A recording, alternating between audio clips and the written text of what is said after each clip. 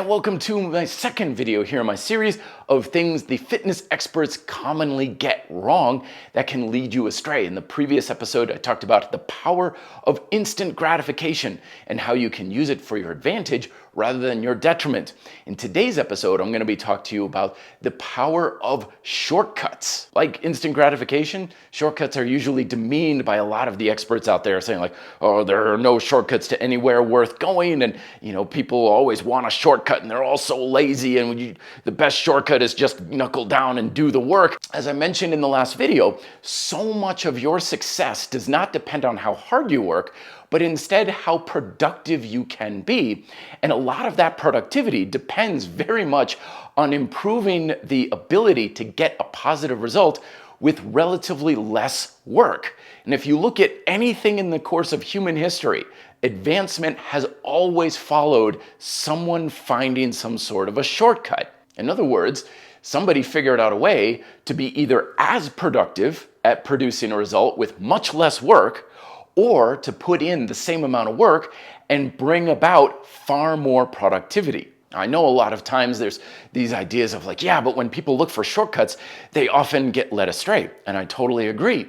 That's because a lot of times we don't understand what a shortcut really is supposed to be. We've got these fancy ideas of a hack these days of, it's like, okay, I can hack the system, or I'm trying to game or cheat the system somehow. But the reality is you can't hack Mother Nature.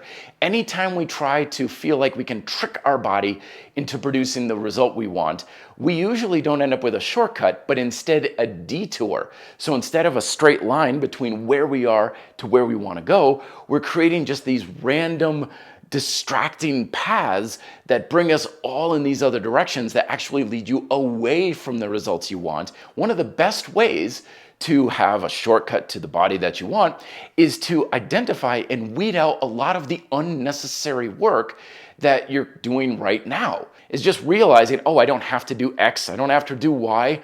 I used to spend 20 minutes doing this in every workout. I totally don't need that. I can get rid of that. And now you're much more focused on what's most important. And don't be afraid to do less work or to cut out exercises and methods that aren't in alignment with your objectives and goals. I get people all the time saying, I should do this kind of exercise or this type of workout program. And the answer is no, because those things are not in alignment with what I'm trying to do. And while they're not necessarily bad, for me personally, they're largely going to be a waste of time. The same thing goes for diet too. There's all sorts of rules out there on how you're supposed to eat and what you can eat and what you can't eat and stuff. And most of this is completely arbitrary and unnecessary at all. Instead, things like my 3P strategy of sitting down to a meal and minding, do you have protein? Do you have a plant-based source? And are your portion control in check?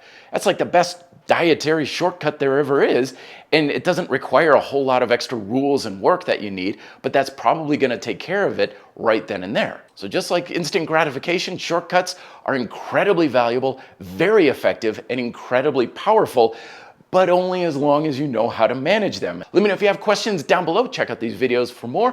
Thank you very much for watching. Be fit and live free.